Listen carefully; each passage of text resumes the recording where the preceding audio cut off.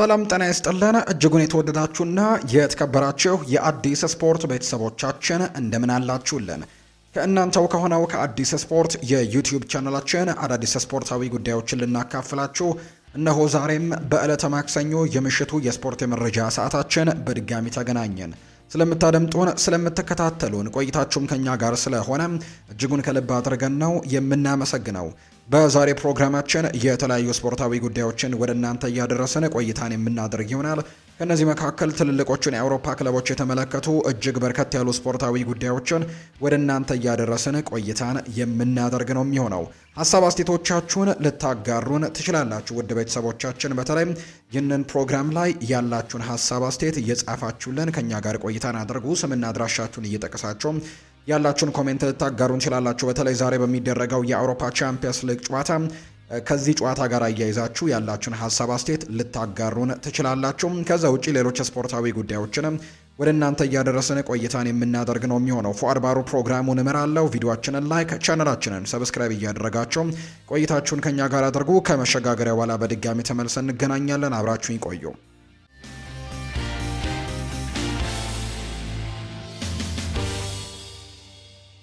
ወደ ቀዳሚው መረጃችን እናምራም። ዛሬ በአውሮፓ ቻምፒየንስ ሊግ የግማሽ ፍጻሜ መልስ ጨዋታ ይደረጋል። ወደ ዋንጫው የሚያልፈው የመጀመሪያው ቡድን ዛሬ የሚለይበት ጨዋታ ይሆናል ተብሎ ይጠበቃል። ልክ ምሽት 4 ሰዓት ሲል በአርሰናል እና በአትሌቲኮ ማድሪድ መካከል የሚደረግ ጨዋታ ነው። በርካቶች በጉጉት የሚጠብቁት ጨዋታ ዛሬ ምሽት ላይ ይደረጋል። በተለይ በመጀመሪያው ዙር ጨዋታ በኤር ዋንዳ ሜትሮፖሊታን አሬና እነዚህ ሁለት ቡድኖች 1-1 ጨዋታቸውን ማጠናቀቃቸው ይታወሳል። ሁለቱም ጎሎች የተገኙት ከፍጹም ቅጣት ምት እንደነበር እናስታውሳለን።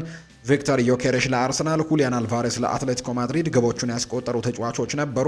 የዛሬው የመልስ ጨዋታ ግን በርካቶች ይጠብቁታል። አርሰናል አሁን ላይ በፕሪሚየር ሊጉ በተለይ ትላንትና ማንቸስተር ሲቲ ነጥብ መጣሉን ተከትሎ ለዚህ ጨዋታ ራሱ የሳይኮሎጂ ኢምፓክት ሊኖረው እንደሚችል ወይም አውንታዊ ተጽዕኖዎች ሊኖሩት እንደሚችሉ በርካቶች ያምናሉ። በፕሪሚየር ሊጉ ላይ የነበራቸውን ፉክክርና አሁን ለዋንጫው ያላቸውን እድል በትልቁ ያሰፋ አይነት ውጤትን ነው ትላንትና በሲቲ በኩል የተመዘገበውና ለአርሰናሎች ትልቅ የሳይኮሎጂ መነቃቃትን ይሰጣቸዋል ተብሎ ይታሰባል። በዛሬው ጨዋታ ላይ አትሌቲኮ ማድሪድ ደግሞ በዛሬው ጨዋታ ላይ ምን አይነት ነገሮችን ያሳዩናል በርካቶች የሚጠብቁት ነው። ነገር ግን አርሰናል የዛሬውን ጨዋታ የማሸነፍ ቅድመ ግምት የተሰጠው ቡድን እንደሆነ ይፋ ተደርጓል። በጉዳት ላይ የሚገኙ በሁለቱ ቡድኖች በኩል የማንመለከታቸው ተጫዋቾችን እናንሳ። ሚኬል ሜሪኖ እና ጁሪያን ቲምበር በዛሬው የአርሰናል ስብስብ ውስጥ እንደማይገኙ የተረጋገጡ ሁለቱ ተጫዋቾች ናቸው።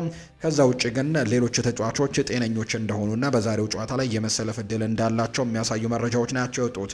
በአትሌቲኮ ማድሪድ በኩል ለረጅም ጊዜ ጉዳት ላይ የሚገኘው የጡንቻ ጉዳት የገጠመው ፓብሎ ባሪዮስ እና ኒኮ ጎንዛሌስ በዛሬው ጨዋታ ላይ ሁለቱም በጡንቻ ጉዳት ምክንያት ቡድናቸውን ማገልገል አይችሉም። ከዛ ውጭ ግን እነ ሁሊያን አልቫሬስ በተለይ በመጀመሪያው ዙር ጨዋታ ጉዳት ገጥሞት እንደነበር እናስታውሳለን። ጉዳቱ ግን ያን ያክል የከፋ አይደለም። በሳምንቱ መጨረሻም በነበረ የስፓኒሽ ላሊጋ መርሃ ግብር ደግሞ እረፍት ተሰጥቷቸው ነበር። አብዛኞቹም የአትሌቲኮ ማድሪድ ወሳኝ የሚባሉ ተጫዋቾችና ለዛሬው ጨዋታ ፍሬሽ ሆነው እንዲመጡ ትልቅ እገዛን ያደርግላቸዋል ተብሎ ይታሰባል። እነዚህ ሁለት ቡድኖች ያለፉትን የእርስ በርስ ግንኙነታቸውን ከተመለከትን ሁለቱም ቡድኖች አንዳንድ ጊዜ ተሸናንፈዋል። አርሰናል በዚህ የውድድር ዓመት በምድብ ፌዞች ላይ በነበረ ጨዋታ በሜዳው ኤምሬትስ 4-0 በሆነ ውጤት ማሸነፉን እናስታውሳለን። ከዛ ውጭ በመጀመሪያው ዙር ጨዋታ ደግሞ በዋንዳ ሜትሮፖሊታን 1-1 በሆናቸው ውጤት ነበር ያጠናቀቁትና የዛሬው ጨዋታ ይጠበቃል። ጀርመናዊው ዳኛ ሲበርት ደግሞ ይህንን ጨዋታ በመሀል ዳኝነት ይመሩታል ተብሏል። አርሰናሎች በዚህ ዳኛ ባደረጓቸው ጨዋታዎች 3 ጨዋታዎችን ነው እስከዛሬ ድረስ አድርገው የሚያውቁት። 2ቱን ጨዋታዎች አሸንፈዋል። ከዛ ውጪ በአንዱ ጨዋታ ደግሞ የአቻ ውጤትን ነው ማስመዝገብ የቻሉት። በአንጻሩ አትሌቲኮ ማድሪድ በዚህ ዳኛ እየተዳኘ ያደረጋቸውን ያለፉትን 3 ጨዋታዎች ማሸነፍ ያልቻለ ቡድን ነው። ጨዋታዎቹ ደግሞ ከእንግሊዝ ክለቦች ጋር የተደረጉ መርሃ ግብሮች እንደነበሩ ነው የሚታወሱት። ስለዚህ የዛሬው ጨዋታ በርካቶች በጉጉት የሚጠብቁት ጨዋታ ይሆናል ተብሎ ይታሰባል። 60704 ደጋፊዎችን በሚይዘው እንዲሁ እዚህ ኤምሬትስ ስቴዲየም ላይ ጨዋታው እንደሚደረግ የሚያሳዩ መረጃዎች ናቸው የወጡት በአርሰናል ሜዳ ላይ። የአትሌቲኮ ማድሪድ ልዑካን ቡድን በለንደን ቆይተው ባልታወቁ ግለሰቦች ርችቶች መረበሹን የተነገረው ግለሰቦቹ በውድቅት ሌሊት ወይም ደግሞ ተጫዋቾቹ በተኙበት ሰዓት ላይ ሁለት ርችቶችን ተጫዋቾቹንና አሰልጣኝ አባላቱን ከእንቅልፍ የቀሰቀሰ ነገርን እንዳደረጉ ጭምር የሚያሳዩ መረጃዎች ወጥተዋል። አትሌቲኮ ማድሪድ የተፈጠረውን ክስተት ለአውሮፓ እግር ኳስ ማህበር ማሳወቃቸው ነው ይፋ የተደረገው። አትሌቲኮ ማድሪድ ዛሬ ምሽት 4 ሰዓት ላይ ከአርሰናል ጋር ጨዋታውን እንደሚያደርግ ይታወቃል። በተለይ የአትሌቲኮ ማድሪዱ አሰልጣኝ የሆኑት ዲየጎ ሲሞኔ ጭምር አንድ ውሳኔ መወሰናቸው ይታወሳል። ከዚህ በፊት አርፎበት የነበረው ሆቴል እንደነበር እናስታውሳለን። በተለይ 4-0 በተሸነፉበት ጊዜ ያረፉበት ሆቴል እንደነበር እናስታውሳለን እና በድጋሚ በአሁኑም ሲመጡ እዛ ሆቴል ነበር መጀመሪያ ያረፉት። ነገር ግን በዲየጎ ሲሞኔ ትዕዛዝ ምክንያት ከዛ ሆቴል እንዲቀይሩ አድርገዋል አሰልጣኝ ዲየጎ ሲሞኔ። ይህም ከገድ ጋር የተያዘ ወይም ከእድል ጋር የተያዘ ነገሮች የሉትም የሚል አይነት ሀሳብ በማንሳት ነው ከዛ ሆቴል ወጥተው ሌላ ሆቴል እንዲይዙም እንዳያደረጉ እየተነገረ የሚገኘው። በአጠቃላይ የዛሬው ጨዋታ ይጠበቃል። በዋንዳ ሜትሮፖሊታናቸው የተለያየው አርሰናል ከ2006 በኋላ በአውሮፓ ቻምፒየንስ ሊግ ፍጻሜ ጨዋታ ላይ ለመሳተፍ ነው የዛሬውን ጨዋታ ማሸነፍ የሚጠበቅበት። ዛሬ ምሽት 4 ሰዓት ሲል ጨዋታው የሚደረግ ይሆናል። በአርሰናል በኩል ቀደም እንደገለጽኩት ሜሪኖና ቲምበር ናቸው ከጨዋታው ውጭ የሆኑት። ሌሎቹ ተጫዋቾች ግን ለጨዋታው ዝግጁ ሲሆኑ ጉዳት ላይ የነበሩት እነ ካይ ሃቨርትስ እና ማርቲን ኦዴጋርድ ስብስብ ውስጥ እንደሚገኙ ጭምር አሰልጣኝ ሚኬል አርቴታ ይፋ አድርገዋል። በአትሌቲኮ ማድሪድ በኩልም ቅድም እንደገለጽኩት በዋንዳ ሜትሮፖሊታን አሬና ጨዋታው ተቀይሮ የወጣው አልቫሬዝ ለዛሬው ጨዋታ ዝግጁ እንደሆነ ይፋ ተደርጓል። አርሰናል በአውሮፓ ቻምፒየንስ ሊግ ከስፔን ክለቦች ጋር ባደረገው ያለፉት 8 ጨዋታዎች ምንም አይነት ሽንፈት አልገጠሙም። ባለፉት 8 ጨዋታዎች ብቻ ከተመለከተን 7ቱን በድል አጠናቋል። አንድ ጨዋታን በአቻን ያጠናቀቀው አትሌቲኮ ማድሪዶች በአንጻሩ በቻምፒየንስ ሊጉ ከሜዳቸው ውጪ ከእንግሊዝ ክለቦች ጋር ያደረጓቸውን ያለፉትን 7 ጨዋታዎች ግን በ6ቱ ተሸንፈዋል። ከ7ቱ ያለፉት ከሜዳ ውጪ ባደረጓቸው ከእንግሊዝ ክለቦች ጋር የተደረጉ ጨዋታ በ6ቱ የተሸነፉበት አጋጣሚ ነው ያለው። በአርሰናል በኩል በቻምፒየንስ ሊግ ካለፉት 23 ጨዋታዎች የተሸነፈው 2 ጨዋታዎችን ሲሆን እሱም አምና ከፓሪስ ሰን ዠርሜን ጋር የተደረገው ጨዋታ እንደነበር የሚታወስ ነው። በዛሬው ጨዋታ ላይ ምናልባት አሰልጣኝ ሚኬል አርቴታ በቋሚ አስተላለፍ ውስጥ ማንን ይጠቀማሉ የሚለው ጉዳይ በርካቶች የሚጠይቁት ነው። ምክንያቱም በሳምንቱ መጨረሻ በነበረ የተወዳጁ የእንግሊዝ ፕሪምየር ሊግ 35ኛ ሳምንት መርሃ ግብር ላይ ሉዊስ ስኬሊን በመሃል ሜዳ ላይ ተጠቅመውት በጣም ቆንጆ የነበረ እንቅስቃሴን ሲያደርግ የነበረበት፣ ከዛ ውጭ ደግሞ ለአርሰናልም የግብ ዕድሎች እንዲፈጠሩ ኳስንም ከባክ ፓስ ይልቅ ደግሞ ወደፊት ፔኔትሬት አድርጎ የሚገባቸው ኳሶችም ለአርሰናል በጣም ትልቅ ጥቅም የሰጠውና በዛ ጨዋታ ላይ የሉዊስ ስኬሊ መሰለፍ ለአርሰናል በጣም ጥቅም እንደነበረው ተመልክተን ነበርና ከዛ በኋላ በዛሬው ጨዋታ ላይ ሉዊስ ስኬሊን ይጠቀማሉ እንደባለፈው ጨዋታ ወይስ ደግሞ ወደ ማርቲን ዙቢሜንዲ ይመለሳሉ የሚለው ጥያቄ በርካቶች የሚያነሱት ጥያቄ ቢሆንም በእርግጠኝነት ግን በዛሬው ጨዋታ ላይ ዙቢሜንዲን ይጠቀሙታል ተብሎ ነው የሚታሰበው። በዚህ መሰረትም ዳቪድ ራያ በግብ ጠባቂነት ይኖራል። የክሪስቲያን ሞስክዌራ፣ ሳሊባ፣ ጋብሪኤል ማጋሌሽ እና ሂንካፒየን በተከላካይ ስፍራ ላይ ልንመለከታቸው እንችላለን። ማርቲን ዙቢሜንዲ፣ ዴክላን ራይስ፣ ኤቢሪቼ ኢዜም፣ ቡካዮ ሳካ፣ ቪክተር ዮኬሬሽ እና ሊያንድሮ ትሮሳርድ በዛሬው ጨዋታ ላይ በቋሚ አስተላለፍ የመካተት እድላቸው በጣም ሰፋ ያለ እንደሆነ ነው የተነገረው። በአንጻሩ በአትሌቲኮ ማድሪድ በኩል ያኖ ብላክ በግብ ጠባቂነት ይኖራል።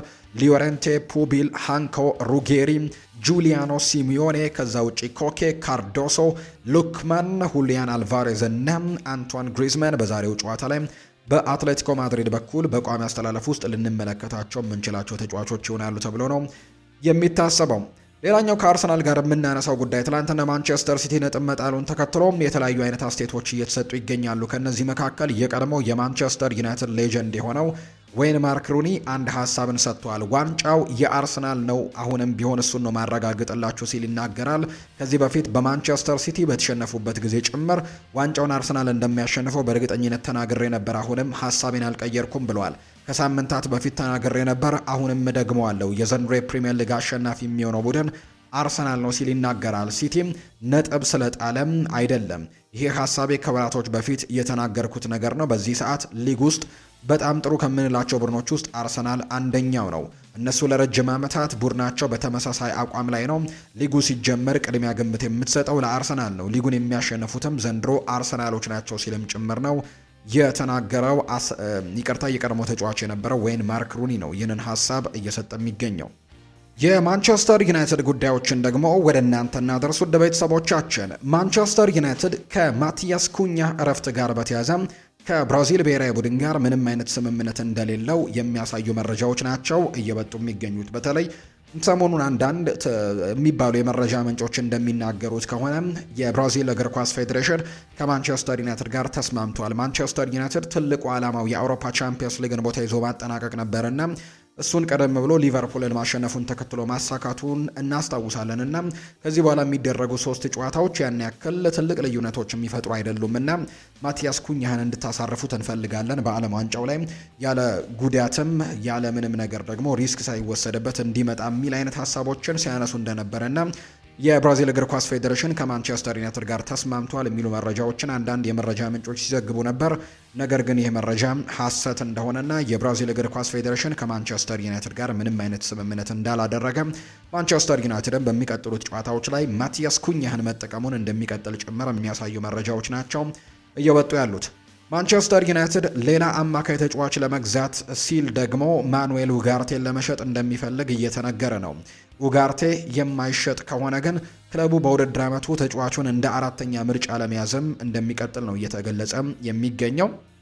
ሌሎች ዝውውሮችን ያደርጋል። በተለይ ማኑኤል ኡጋርቴን ሽጠው ሌሎች ተጫዋቾችን በአማካይ ስፍራ ላይ ለማምጣት ሙከራዎችን ያደርጋሉ። ያ ነገር ግን የማይሳካላቸው ከሆነ ወይም ኡጋርቴ የማይሸጥና ማይለቅ ከሆነ ግን 4ኛ ምርጫ ያደርጉታል ሌሎች ተጫዋቾችን ካስፈረሙ በኋላ የሚል መረጃ ነው ሳሙኤል ሉሃርስት የዘሰኑ ዘጋቢ የተናገረው። ማንቸስተር ዩናይትድ ግን የአማካይ ክፍላቸውን በትልቁ መገንባት የሚፈልጉት በኮቢ ማይኖ ዙሪያ እንደሆነ ይነገራል። ከዛ ውጭ ግን ካርሎስ ባሌባም አማካይ ክፍሉን ለማጠናከርም ከታጩ ተጫዋቾች መካከል አንደኛው ሆኖ እየቀጠለ እንደሚገኝ ነው የተነገረው። ዘ አትሌቲክ ይፋ ባደረገው መረጃ መሰረት ማንቸስተር ዩናይትድ ተጫዋቹን መከታተሉን የቀጠለ ሲሆን የሱ ብቃትና ችሎታም ለቡድኑ ተስማሚ ነው ተብሎ ይታመናል። ልክ እንደ አምናው ደረጃው ላይ ባይገኝም ካርሎስ ባሌባ፣ ነገር ግን ማንቸስተር ዩናይትድ በሚቀጥለው የክረምት የተጫዋቾች የዝውውር መስኮት ከሚፈልጋቸው ተጫዋቾች መካከል አንደኛው ነው። ዋጋውም ደግሞ እንደ አምናው በጣም ከፍተኛ ይሆናል ተብሎ ስለማይጠበቅ ዩናይትድ እዚህ ተጫዋች ላይ ትልቅ ትኩረትን ያደርጋል ተብሎ እንደሚታሰብ ነው ዘ አትሌቲክ የተባለው የመረጃ ምንጭ ይፋ ያደረገው። በክረምቱ የዝውውር መስኮት ማንቸስተር ዩናይትድ ለአማካይ ክፍሉ 150 ሚሊዮን ፓውንዶችን መመደቡ ተሰምቷል። 80 ሚሊዮን ፓውንድ ካሴሜሮን የሚተካ ትልቅ አቅም ያለው ተጫዋችን ለማስፈረም የሚውል ገንዘብ ነው። 40 ሚሊዮን ፓውንድ ደግሞ ማኑኤል ኡጋርቴን ሊተካ የሚችል ተጫዋች ለማምጣት የሚውል ገንዘብ ነው። 20 ሚሊዮን ፓውንድ ደግሞ ተቀያሪ ተጫዋች ወይም አማካይ ቦታ ላይ ተቀያሪ መሆን የሚችል አይነት ተጫዋችን ለማምጣት የሚደረግ ጥረት ላይ የሚያስፈርሙበት ቦታ እንደሆነ ተገልጿል። ይሄ እንግዲህ ለአማካይ ተጫዋቾች ብቻ የተመደበ በጀት እንደሆነ የተገለጸው። በተለይ ማንቸስተር ዩናይትድ በሚቀጥለው የውድድር ዓመት የአውሮፓ ቻምፒየንስ ሊግ ተሳታፊም ከመሆኑ ጋር በተያያዘ ቡድኑን በደንብ ማጠናከር እንዳለበት በርካቶች ያምናሉ እና በአማካይ ስፍራው ላይ ማንቸስተር ዩናይትድ 150 ሚሊዮን ፓውንዶችን ኢንቨስት እንደሚያደርግና ወይም ፈሰስ እንደሚያደርግ ነው ክሪስ ዋይለር መረጃውን እያጋራ የሚገኘው። ቤንጃሚን ሼስኮ በዚህ ውድድር ዓመት በአማካይ በየ86 ደቂቃው የፕሪሚየር ሊግ ጎሎችን ያስቆጥራል። ከሚያገኘው ደቂቃ አንጻር የሚያስቆጥራቸው ጎሎች ብዙ እንደሆኑ ነው እየተነገረ የሚገኘው። ይህም 5 እና ከዚያ በላይ ጎል ካስቆጠሩ ተጫዋቾች መካከል ከፍተኛ ጎል የማስቆጠር ንጻሬ እንዳለው የሚያሳዩ ቁጥሮች እየወጡ ይገኛሉ። የመጀመሪያ ውድድር ዓመቱ ነው ይህ ተጫዋች። በዛ ላይ ደግሞ በርከት ያሉ ደቂቃዎችን ያላገኘባቸው አጋጣሚዎች ጭምር እንዳሉ እናውቃለን። ነገር ግን እሱ በሜዳ ላይ በሚሰለፍበት ሰዓት ላይ 86 ደቂቃዎች ነው አንድ የፕሪሚየር ሊግ ጎል ለማስቆጠር እንደሚፈጅበት ቁጥሮች እያሳዩ የሚገኙት። ማንቸስተር ሲቲን ደግሞ እንመልከት። ፊል ፎደን ውሉን ለማራዘም መስማማቱ ይፋ ተደርጓል። እንግሊዛዊው ተጫዋች ፊል ፎደን በማንቸስተር ሲቲ ውሉን ለማራዘም ከስምምነት መድረሱ ነው እየተገለጸ የሚገኘው። በክለቡ እስከ 2027 ውል ያለው ፊል ፎደን አሁን ላይ ተጨማሪ 4 ዓመታትን ለማራዘም መስማማቱን ዘ አትሌቲክ የተባለው የመረጃ ምንጭ ይፋ አድርጓል። በ17 ዓመቱ የመጀመሪያ ቡድንን የተቀላቀለው ፊል ፎደን ለክለቡ 365 ጨዋታዎችን በአጠቃላይ እስካሁን ማድረግ ችሏል። ፎደን ለማንቸስተር ሲቲ 110 ግቦችን ሲያስቆጠር 66 ደግሞ ለግብ የሆኑ ኳሶችን አመቻችቶ ማቀበል የቻለ ተጫዋች እንደሆነ ይነገራልና ለሚቀጥሉት 4 ዓመታትም በማንቸስተር ሲቲ ቤት ኮንትራቱን ሊያራዝም ከጫፍ እንደደረሰ የሚያሳዩ መረጃዎች አሉ። የአሁኑ ውሉ ግን እስከ 2027 የሚያቆየው እንደሆነ ተነግሯል። እዚህ ላይ 4 ዓመታትን ለመጨመር መስማማቱን ነው የሚያሳዩ መረጃዎች የወጡት። የማንቸስተር ሲቲ ተጫዋቾች ለማህበረሰቡ በጎ ዓላማ የሚውል የገንዘብ ድጋፍ ማድረጋቸው ይፋ ተደርጓል። ተጫዋቾቹ የለገሱት ገንዘብም በከተማው እርዳታ ለሚያስፈልጋቸው ታዳጊዎች እንደሚውል ነው የተነገረው። በአካባቢው ያሉ ሰዎችን መርዳት ሁልጊዜም አስፈላጊ ነገር ነው። ሕፃናት ለእኔ ትልቅ ቦታ አላቸው ብሏል ሮድሪ አስተያየቱን ሲሰጥ። ማንቸስተር ሲቲ ከብሬንትፈርድ በሚያደርገው ጨዋታ የቡድኑ አስተላለፍ ንድፍን በየዓመቱ እንደሚያዘጋጀው በሕፃናት የተሰላ እንደሚሆንም ጭምር ነው እየተዘገበ እንደሚገኝ መረጃ የወጣው። ስለዚህ ማንቸስተር ሲቲ ከብሬንትፈርድ በሚያደርገው ጨዋታ ላይ የቡድኑ ደግሞ ንድፍም በዓመቱ በየአመቱ እንደሚዘጋጀው በህፃናት ላይ የተሳለ ወይም በህፃናት የተሳለ እንደሚሆን ጭምር የሚያሳዩ መረጃዎች ይፋ ተደርገዋል። ሊቨርፑልን የተመለከቱ መረጃዎችን ደግሞ እናንሳ። የ33 ዓመት መጥፎ ሪከርዱን በአዲስ መልኩ የጻፈውን ሊቨርፑል እንመልከት።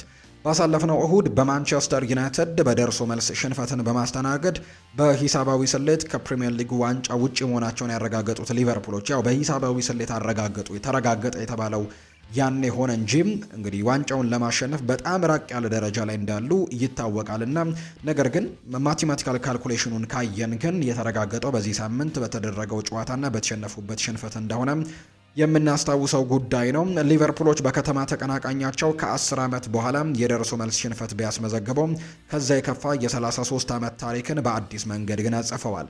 የአርኔ ስሎት ቡድን በዚህ ውድድር ዘመን ፔናልቲን ሳይጨምር በቆሙ ኳሶች ብቻ 17 ጎሎችን ያስተናገደ ሲሆን ይህም በክለቡ የፕሪሚየር ሊግ ታሪክ ደግሞ በአንድ የውድድር ዓመት የተቆጠረበት ከፍተኛው የጎል ብዛት ሆኖ የተመዘገበበት ሆኗል። ክለቡ ከዚህ ቀደም በ1992-93 የውድድር ዘመን ያስተናገደው 16 ጎሎች ነበሩ ከፍተኛ ተብሎ ወይም ሪከርድ ተብሎ የተመዘገበ የነበረው። ነገር ግን የዘንድሮ ቁጥር ግን ከዛም የከፋ ሆኗል። እስካሁን ድረስ ከቆመ ኳስ ፔናልቲን ሳንጨምር ከቆመ ኳስ የተቆጠረባቸው የጎል ብዛት 17 ደርሷል እና ይሄ በሊቨርፑል ታሪክም ሪከርድ ሆኖ የተመዘገበ ነው። ዴክላን ራይስ ለሞሐመድ ሳላህ ይናገራል። ከሱ ጋር በተደጋጋሚ የመጫወት እድልን በማግኘት እድለኛ ነኝ ብሏል። ዴክላን ራይስ ስለ ሞሐመድ ሳላህ ሲናገር ከሜዳ ውጪ በጣም ጥሩና በጣም ትሁት ሰው ነው፣ በሜዳ ላይ ግን በጣም ከባድ ተጫዋች ነው ብሏል። ኳስን ከሰጠኸው በቅጽበት ደግሞ መረብህ ላይ ሊያሳርፈው የሚችል ተጫዋች ነው። በፕሪሚየር ሊጉ ከሱ ጋር መጫወትም ትልቅ ክብር ነው ሲልም ነው ዴክላን ራይስ የተናገረው። በተቃራኒ በጣም ብዙ ጊዜ አብረን ተጫውተናል ሲልም ጭምር ተናግራል። ዴክላን ራይስ ሲናገር ስቴቨን ባጀቲች ከ1 ዓመት በፊት የሃምስትሪንግ ጉዳት ምክንያት ቀዶ ጥገና ካደረገ በኋላ አሁንም በማገገሚያ ፕሮግራሙ አካል ሆኖ በጂም ውስጥ ስራዎችን እየሰራ ነው። ይህ አማካይ በሊቨርፑል መለያ ለመጨረሻ ጊዜ ከታየም በትክክል 2 ዓመታት የሞላው ሲሆን እስካሁን በልምምድ ማዕከል ውስጥም ሆነ ወደ ሜዳም ደግሞ ልምምድ እንዳልተመለሰም የሚያሳዩ መረጃዎች ናቸው በተደጋጋሚ እየወጡ እንደሚገኝ የተገለጸው።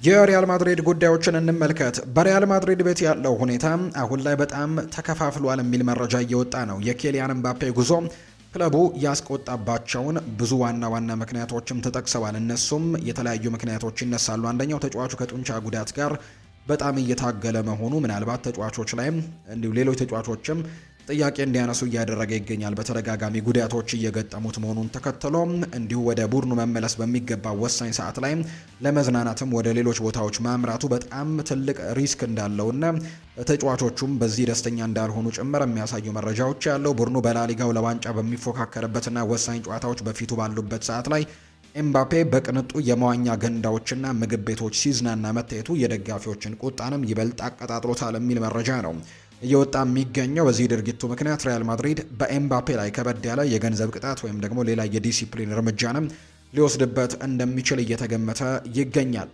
አልቫሮ አርቤሎአ በክለብ ውስጥ ካሉ አብዛኞቹ ታዋቂ ተጫዋቾች ድጋፍ እንዳለው ነው የሚነገረው። ቪኒሲዮስ ጁኒየር ደግሞ ዋነኛው ደጋፊው ነው። በመልበሻ ክፍል ውስጥ ያለ እያንዳንዱ ተጫዋች አርቤሎአ አመራሩ በጣም ደስተኛ ሲሆኑ እሱ እንዲቆይም ይፈልጋሉ ከስፔናውያን ተጫዋቾች ውጭ። አንዳንድ ስፔናውያን ተጫዋቾች ግን በዚህ አሰልጣኝ ላይ በጣም ቅሬታዎች እንዳላቸው የሚያሳዩ መረጃዎች እንዳሉ ነው ማርካ የተባለ የመረጃ ምንጭ ይፋ ያደረገው። በርካታ የሪያል ማድሪድ ተጫዋቾች የኬሊያን ምባፔ የቅርብ ጊዜ ባህሪ ከልክ በላይ ግለሰባዊነት የተሞላበት ነው ብለው ያምናሉ። ተጫዋቹ እሱ በክለብ ውስጥም ከመጠን በላይ ልዩ ጥቅሞችን እያገኘ ነው ብለው የሚያምኑ ሲሆን በቅርብ በልምምድ ወቅትም ለአንድ የቡድኑ ሰራተኛ ያሳየው ያለው ደግሞ ያለ አክብሮት የታከለበት አመለካከትም እንዲሁም ለቡድኑ ምግብ ደግሞ 40 ደቂቃዎች ዘግይቶ መምጣቱን አልወደዱትም። በዚህም ግለሰባዊ አመለካከቱ ምክንያት አሁን ላይ በተጫዋቾች መልበሻ ክፍል ውስጥም ከሌሎች ተጫዋቾች እየተነጠለ እንደመጣ ጭምር ይነገራል። ሌኪፕ እንደዘገበው ከሆነ ኤምባፔ አሁን ድረስ ቅርበት ያለው ከፈረንሳውያን ተጫዋቾች ወይም ከብሔራዊ ቡድን አጋሮቹ ጋር ካልሆነ በስተቀር ከሌሎች ተጫዋቾች ጋር ያለው ነገር በጣም እየተነጠለ እንደመጣ ነው ሌኪፕ የተባለው የመረጃ ምንጭም ይፋ እያደረገ እንደሚገኝ የተገለጸው። ሌላኛው የሚነሳው ጉዳይ ደግሞ የሪያል ማድሪድ ችግር ኤምባፔ ነው የሚል ጥያቄን አንስቶ ራሞን ካልዴሮን ሀሳቡን ሰጥቷል። ችግሩ ያለው ከኤምባፔ ጋር ነው ብዬ አላስብም። ይልቁንም አሰልጣኙ ጨዋታውን በተለየ መንገድ እንዲዝናናበት እድል ሊሰጠው ይገባል። ስህተቱ በተፈጠረው በውድድር ዓመቱ መጀመሪያ ላይ ሻቪ አሎንዞ 1 ወይም 2 አማካዮችን እንዲመጡ ሲጠይቅ ፕሬዝደንቱ በምትኩ 3 ተከላካዮችን ለማስፈረም በመወሰናቸው ነው ብዬ አምናለሁ። ያ ነው ትልቁ ስህተት ሲልም ይናገራል። ጨዋታውን ማረጋጋትና ኳስን መቆጣጠር እናም ለፊት መስመር ተጫዋቾችም ረጃጅም ኳሶችን ማድረስ የሚችሉ አማካዮች ናቸው። የችግሩ መነሻ ይሄ ነው እንጂ ኬሊያን ምባፔ ይሆናል ብዬ አልጠብቅም ሲልም ነው ራሞን ካልዴሮን ሀሳቡን እየሰጠ እንደሚገኝ የተገለጸው። ነገር ግን በርካቶች ግን በዚህ ተጫዋች ላይ ወይም በኬሊያን ምባፔ ላይ ጣታቸውን እየቀሰሩ ይገኛሉ። ቴሪ ዳንኤል ኦንሪ በዓለም ዋንጫው ላይ የኬሊያን ምባፔ ምን ትጠብቃለህ ከኬሊያን ምባፔ የሚል ጥያቄ ቀርቦለት ነበር። ኤምባፔ በጥሩ የጤና ሁኔታ ላይ እናም በሙሉ አቅሙ ላይ ደግሞ 100% ጭምር የሚገኝ ከሆነ ኬሊያን ምባፔ ጤናው በጣም ጥሩ የሚሆን ከሆነ እንዲሰለፍ ብቻ ነው የምናደርገው። ሁሉን ነገር ራሱ መስራት የሚችል አይነት ተጫዋች ነው ብዬ አስባለሁ ሲልም ነው የተናገረው። ቴሪ ዳንኤል ኦንሪ ነው ስለ ኬሊያን ምባፔ እንደዚህ አይነት ጉዳዮችን ያነሳው። ኤድዋርዶ ካማቪንጋ ይናገራል። ከባየር ሚኒክ ጋር ከነበረው ጨዋታ በኋላ ወዲያውኑ የቡድን አጋሮቼ ወደ መልበሻ ክፍል መጥተው ስህተቱ እኔ እንዳልሆነና ስህተቱ የሰራው ዳኛ እንደሆነ ነገሩኝ። ሌላው ቀርቶ ክለቡም ስህተቱ የኔ እንዳልሆነ የሚገልጽ መልእክቶችም ልኮልኛልና በዚህ ምክንያትም በጣም በጥልቁ ተረጋግቻለሁ ሲል ነው የተናገረው። ፓሪስ ሳን ዠርሜን የሪያል ማድሪድ ካስቲያ የማል ተከላካይ የሆነው ዮአን ማርቲኔዝን ለማስፈረም ፍላጎት እንዳላቸው ተነግሯል። ይህ የ18 ዓመት ተሰጥኦ ያለው ተጫዋችም በሪያል ማድሪድ ውስጥ እስከ 2029 ድረስም የሚቆይ ውል አለው። ዝውውሩም የመሳካት እድሉ ዝቅተኛ ነው። ምክንያቱም ሪያል ማድሪድ ለተጫዋቹ ትልቅ ግምት የሚሰጠው መሆኑና በሚቀጥለው የውድድር ዘመን ደግሞ በክለብ ውስጥ የሚገጥሙ የመከላከል መስመር ጉዳቶችን እንዲሁም ደግሞ የዳቪድ አላባ በክረምቱ መልቀቅ ተጫዋቹን ይበልጥ አስፈላጊ ያደርገዋል ተብሎ እንደሚታሰብ ነው ማርካ የተባለው የመረጃ ምንጭ ይፋ ያደረገው። ባርሴሎናን እንመልከት። አሌሳንድሮ ባስቶኒ ከኢንተር ሚላን የሚለቅበት ሁኔታ ከክለቡ ጋር ተቀምጦ መወያየት እንደሚችል ባርሴሎናን እየጠበቀ እንደሚገኝ ጭምር ተነግሯል። ተጫዋቹም የሃንስ ፍሊክና ዴኮን ሙሉ ድጋፍም እንደሚፈልግ ጭምር የሚያሳዩ መረጃዎች አሉ። ኢንተር ሚላን ለባስቶኒ ከ45 እስከ 50 ሚሊዮን ዩሮ አይቀበልም። ወደ 70 ሚሊዮን ዩሮ አካባቢ የሚጠጋ ቅናሾች ሊደረግበት የሚችል ነገር ነው የሚቀበሉት። ተከላካዩ ለመቀላቀል ፈቃደኛ ነው። ነገር ግን ስምምነቱ የተመሰረተው ከተጫዋቹ ይልቅ ከክለቡ ጋር ስምምነት ላይ መድረስ ላይ ነው። ባርሳ አሁንም እሱን እንደ ተመራጭ አድርጎ እንደሚመለከተው ነው የተነገረው ተብሏል። ነገር ግን ኢቫን ንዲካ የባስቶኒ ዝውውር ስምምነት ማድረግ ካልቻሉ ግን ባርሴሎናዎች እሱን ሊመለከቱትም እንደሚችሉ እየተገለጸ ነው። በባርሴሎና ውስጥ ካሉት አማራጮችም አንደኛው እንደሆነ እየተረጋገጠ ይገኛልና ባስቶኒ ብቸኛው አማራጭ እንዳልሆነ የሚያሳዩ መረጃዎችም አሉ። ዴኮ ከአንቶኒ ጎርደን ወኪሎች ጋር ንግግር አድርጓል። ዋጋውም ወደ 60 ሚሊዮን ዩሮ አካባቢ የሚጠጋ ነው። ባየር ሚኒክ ደግሞ ፊርማውን ለማግኘትም ጥረት እያደረገ ነውና አሁን ባርሴሎናና ባየር ሚኒክ አንቶኒ ጎርደንን ከኒውካስል ዩናይትድ ለማስፈረም በጣም ትልቅ እንቅስቃሴዎችን እያደረጉ የሚገኙ ሁለት ክለቦች እንደሆኑ ነው መረጃዎች ይፋ የተደረጉት። ወንቸክ ሸዝኒ በባርሴሎና ለመቆየት ብቻ ስለሚፈልግ ከአንድ ከፍተኛ የላሊጋ ክለብ የቀረበለትን የ2 ዓመታትም የኮንትራት ጥያቄ ውድቅ እንዳደረገ ይፋ ተደርጓል። ክለቡ አሌክስ ሮሜሮን እንደ ሁለተኛ ምርጫ ግብ ጠባቂው ለመተካትና እሱን ደግሞ ሶስተኛ ምርጫ ሊሆን እንደሚችልም በሚወራው ወሬ እንኳን ምንም አይነት ጫና አይሰማቸውም ተብሏል። በኮንትራቱ የቀረው ዓመትን መሟላት ይፈልጋል ተብሎ እንደሚታሰብ ነው መረጃው ይፋ የተደረገው። ጆሴፍ ማሪያ ደግሞ ታዋቂ የባርሴሎና ሰው ነው። የቀድሞ ተጫዋች ወኪልና እንዲሁም ማራዶናና ሜሲንን በማስፈረም የሚታወቅ ሰው እንደሆነ በርካቶች ያነሳሉ። መጀመሪያ ላይ ስለ ሃንስ ፍሊክ ሲናገር የመጀመሪያው ስሜት ከባየር ሚኒክ ጋር ሆኖ 8-0 ያሸነፈን አሰልጣኝ ጥሩ እንደማይሆን ነበር። ነገር ግን በባርሴሎና ቤት ግን ጥሩ እንደሆነ ተረጋግጧል። የሃንስ ፍሊክ ጥንካሬ አንደኛው ስፓኒሽ እና ካታላን ለመማር ያለው ምርጫ ነው። ነገር ግን ርቀቱን ለመጠበቅና አስፈላጊ ማብራሪያዎችን ለማስወገድ ግን ጋዜጣዊ መግለጫዎችን በእንግሊዝኛ ነው የሚያስተናግደው። ሃንስ ፍሊክ ድንቅ ስራን እየሰራ ነው። ነገር ግን ባርሴሎናን በአውሮፓ ወደ ላቀ ደረጃ ለማድረስ ግን ክለቡ አዳዲስ ነገሮችንም ማምጣት ሊረዳው ይገባል ሲልም ጭምር ነው የተናገረው የቀድሞ ሰው። ኔይማር ጁኒየር በሳንቶስ በልምምድ ወቅት ከሮቢኒዮ ጁኒየር ጋር ያጋጠመው ክስተትን ተከትሎ ከብራዚል የዓለም ዋንጫ ስብስብ ውጪ ሊያደርገው የሚችል ክስተት እንደሆነ እየተነገረ ነው። የብራዚል ብሔራዊ ቡድን የተፈጠረውን ነገር በደንብ መረዳት ነው የሚፈልጉት። የኔይማር ወገኖችና ብራዚላዊያን ተጫዋቾች ለካርሎ አንቸሎቲ ደውለው በስብስብ ውስጥ መካተት እንደሚፈልግና ምንም አይነት ችግር እንደማይፈጥርም ተናግረው ነበር። ይሁን እንጂ የቅርቡ ክስተት ግን ሁሉንም ነገር ሊቀይረው እንደሚችል ተገልጿል። ሁኔታው ይበልጥ የከፋ የሚያደርገው ደግሞ ኔይማር ወደ ዓለም ዋንጫው ላይ መሄድም የሚያስችል የአካል ብቃት ላይ መሆኑ አሁንም ድረስ ሁሉም ሰው ማሳመን አለመቻሉ እንደሆነ ጭምር ነው መረጃዎች እየወጡ የሚገኙትና የኔይማር በብራዚል ብሔራዊ ቡድን ስብስብ ውስጥ የመካተቱ ነገር በጣም አጣብቂኝ ውስጥ እየገባ እንደመጣ የሚያሳዩ ዘገባዎች ወጥተዋል። የተወደዳችሁና የተከበራችሁ ቤተሰቦቻችን ለዛሬ ያዝንላችሁ አዳዲስ ስፖርታዊ ጉዳዮቻችን እነዚህን ይመስላሉ። ስላደመጣችሁን፣ ስለተከታተላችሁን ቆይታችሁም ከኛ ጋር ስለነበር እጅግ ከልብ አድርገን ነው የምናመሰግነው። ፉአድ ባህሩ የዛሬውን ፕሮግራም እየመራው ከእናንተ ጋር ቆይታን አድርግ ያለው። በቀጣይ ፕሮግራሞቻችን ሌሎች ስፖርታዊ ጉዳዮችን፣ ሌሎች አዳዲስ መረጃዎችን አካተን በድጋሚ ተመልሰን የምንገናኝ ይሆናል። በነገው ጠዋት በሚኖረው ፕሮግራማችን ሌሎች ስፖርታዊ ጉዳዮችን አካተን በድጋሚ ተመልሰን እንገናኛለን። መልካም ጊዜ፣ መልካም ደግሞ ምሽት እንዲሆንላችሁ ነው በአክብሮት የምመኘው።